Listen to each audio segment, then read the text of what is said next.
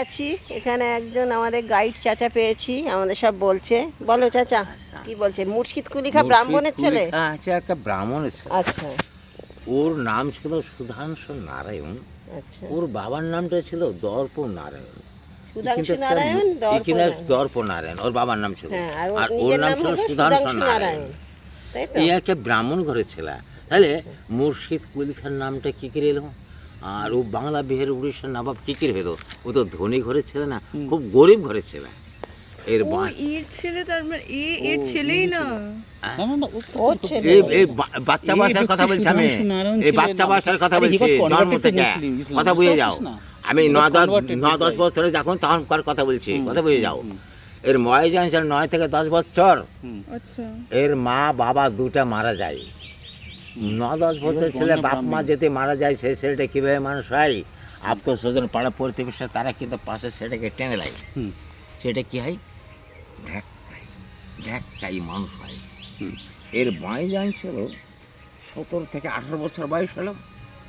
শরীর একটা তাগত এলো, পয়সার দরকার হলো। দিল্লির আশেপাশে বাড়ি ছিল, উনি দিল্লির বাজারে যেত, তিনি কুলিগিরি কাজ করত। একজন মুসলমান ব্যক্তি খান বংশ, তার নাম ছিলেন লতিফ খান। ইনি খুব ধর্মিক লোক ছিলেন, ইনি পরিবার লোক ছিলেন। ইনি মেয়েদের ছেলেদের বিয়ে শাদীদের পুরোপুরো, তার বয়স ছিল আমাদের 80 থেকে 83 বছর। উনি হজ করে এসেছিলেন, দিল্লির বাজারে কিছু সওদা করেছেন। সওদাটা বাড়িতে পৌঁছাতে হবে, একটা মানি লোক তো তখনকার যুগে তো কোনো যানবাহন ছিল না, তখনকার যুগে ছিল কুলি। এক নামের একটা কুলি বলে, আর এক নামের একটা মুটা বলে। লতিফ খান চিৎকার করে ডাকলো, কুলি কোথায়, কুলি কোথায়, কুলি কোথায়। সুধাংশু নারায়ণের কানে পৌঁছালো। সুধাংশু নারায়ণ ছুটতে ছুটতে এসে বলল, যে হুজুর, আপনি কুলি ডাকলেন? বলে, হ্যাঁ, আমি একটা কুলি ডেকেছি। আপনার প্রয়োজনটা, আমি একটা কুলি, আমার এই বোর্ডটা বাড়িতে পৌঁছাতে হবে। ওর বোর্ডটা মাথায় করে পৌঁছে দিল, একে ন্যায্য মূল্যটা দিয়ে দিল। ন্যায্য মূল্যটা দেওয়ার পরে জিজ্ঞাসা করলো, লতিফ খান, বেটা, তোমার দেখতে কোসরাতে ভালো, দেখতে তোমার ফেকারটা খুব ভালো। এখন তোমার 18 থেকে 19 বছর বয়স হবে, এই বয়সে তুমি কুলিগের কাজ করছো, তোমার পরিচয়? তিনি বলেন, আমার পরিচয়, আমি একটা ব্রাহ্মণ ঘরের ছেলে, আমার বাবার নাম দর্প নারায়ণ, আমার নাম সুধাংশু নারায়ণ। আমি ছোটো থেকে বাপ মা হারা, আমি ধাক্কাই মানুষ হয়েছি। আমার শরীরে তাগদা সাকালি, আমি কিছুদিন থেকে কুলিগিরি করে খাই। লতিফ খান বলল, আমি তোমাকে যদি নিজের ছেলের মতো বাড়িতে রেখে থাকবে? উনি বললেন, আমি থাকতে পারি, বিনা কর্মতে খাওয়া যায় না, আর বিনা কর্মতে থাকা যায় না। আপনি একটা কর্ম দেখিয়ে দেবেন, আমি সেই কর্মটা করব। লতিফ খান বলল, তাছাড়া বেটা, আমার বাড়িতে কোনো তো কর্ম নয়, তাহলে আজ থেকে তুমি আমার বাড়ি হলে পহিদার, আমার বাড়িটা পাঠাবে। ইনি বললেন, হুজুর, আপনার বাড়ি যেতে, ওই তো এর কথাই বলছি আমি। এতে নাবালক থেকে সাবালক হচ্ছে, বুঝতে পারছো তো? তখন 18-19 বছর বয়স। একে এ বললো যে, হুজুর, আপনার বাড়িতে আমি যদি পাহারাদার হই, আমার হাতে কিন্তু একটা অস্ত্র দরকার, বিনা অস্ত্র তো পরিদাটা মানাই না। লতিফ খান বললো, তুমি ঠিকই বলেছো। লতিফ খানের বাবার হাতের ঘরে ছিল একটা তলোয়ার, ওই তালোয়ারটা বার করে এনে সুধাংশু নারায়ণের হাতে তুলে দিল। ওই দিন থেকে সুধাংশু নারায়ণ ওই বাড়ি, লতিফ খানের বাড়ি হলো পহিদার, ওই বাড়িতে 5-6 বছর ছিলেন। লতিফ খান যখন নমাজ পড়তো, লতিফ খান যখন উজু করতো, লতিফ খান যখন কোরআন শরীফ তেলাওয়াত করতো, ওই টাইমগুলি সুধাংশু নারায়ণ হাতে তালোয়ার হাতে করে গার্ড করতো। মানে লতিফ খান পড়তো, নামাজ পড়তো, কোরআন শরীফ তেলাওয়াত করতো, উজু করতো, ওই টাইমটা এই হাতে তালোয়ার হাতে করে গার্ড করতো, বুঝতে পারছেন? এই একটা পাঁচ, ওই বাড়ির পহিদার, ওকে তো পহরে দিতে হবে। লতিফ খান কিন্তু পহরে দেবে। লতিফ খান একদিন কোরআন শরীফ তেলাওয়াত করতে করতেই একটা অক্ষর ভুল করেছিল।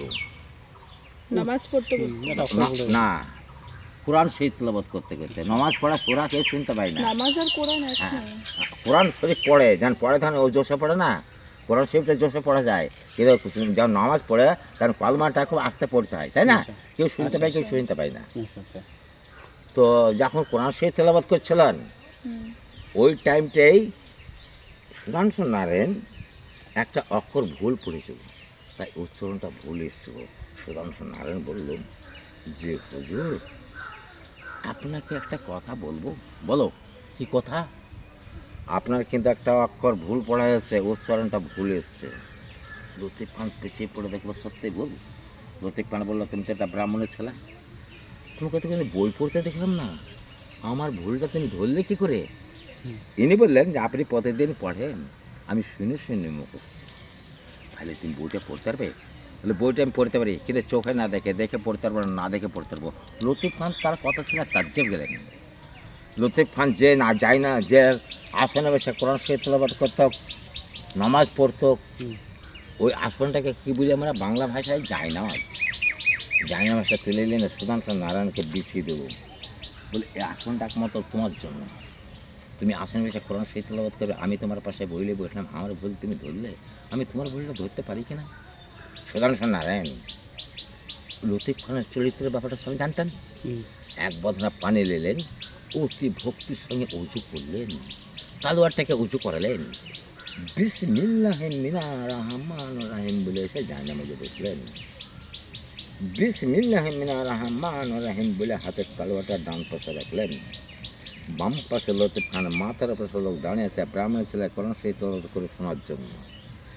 তিনি নিজের চক্ষু বন্ধ করে সুধাংশু নারায়ণ দেখেন তসবি গলায় মালা কত, আর কোনো কোনো নবের আছে? ইনি চক্ষু বন্ধ করে ইনি কোরআন শরীফ তেলাওয়াত করছিলেন।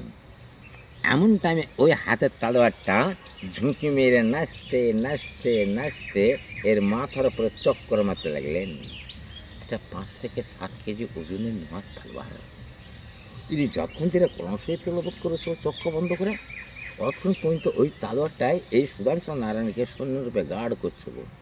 লতিফ খান নিজ চোখে দেখতে পেল যে মানে ওটা নিজে থেকে উপরে উঠে গিয়ে উপরে আপনি আপনি আপনি ঘুরছে, কেউ ঘুরেছে না। লতিফ খান নিজ চোখে দেখতে পেল যে তালোয়ারটা হাতে করে আমাকে গার্ড করতো সুধাংশু নারায়ণ, আর সেই তালোয়ারটাকে সুধাংশু নারায়ণকে গার্ড করছে সৈন্যরূপে। এরকম যদি কেউ বেটা অলৌকিক কাজ দেখাতে পারে তাদেরকে বলা হয় পীর ও মুর্শিদ। সেদিন থেকে লতিফ খান নামটা রাখল মুর্শিদ কুলি খান। লতিফ খান থেকে ওই খান না, লতিফ খান খান ওর নামটা রাখলো মুর্শিদ, গেল ওকে কুলি খান নাম ছিল। একে একে এর কীর্তিটা দেখে তখন এরকম যদি অলৌকিক কাজ দেখাতে পারে, অলৌকিক কাজ একটা বলে, অলৌকিক কাজ যারা দেখাতে পারে তাদেরকে বলা হয় পীর ও মুর্শিদ। তাই সেদিন থেকে লতিফ খান নামটা রাখলো মুর্শিদ কুলি খান। সেদিন থেকে সুধাংশু নারায়ণ নামটা আর মুছে গেল, সেদিন থেকে নামটা জায়গা গেল মুর্শিদ কুলি খান। এই কথাটা দিল্লি সম্রাট অরঙ্গজেবের সঙ্গে লতিফ খানের সঙ্গে ছিল খুব গাঢ়স্থ বন্ধুস্থায়ী, একই ক্লাস ফ্রেন্ড। অরঙ্গজেবের সঙ্গে আর লতিফ খানের সঙ্গে একই ক্লাস ফ্রেন্ড। মাঝে মাঝে লতিফ খান অরঙ্গজেবকে গল্প শোনাতেন।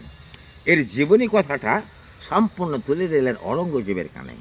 অরঙ্গজেব বলল, বন্ধু যে ছেলেটা অলৌকিক কাজ দেখেছে আপনার বাড়িতে আছে? বলে হ্যাঁ। আপনি কালকে আমার চোখের সামনে এনে খাড়া করুন, আমি নিজের চোখে দেখতে চাই, কানে শুনলে হবে না। অরঙ্গজেবের অর্ডার পেয়ে লতিফ খান তারপরে নিজেকে অরঙ্গজেবের মুখের সামনে খাড়া করলেন।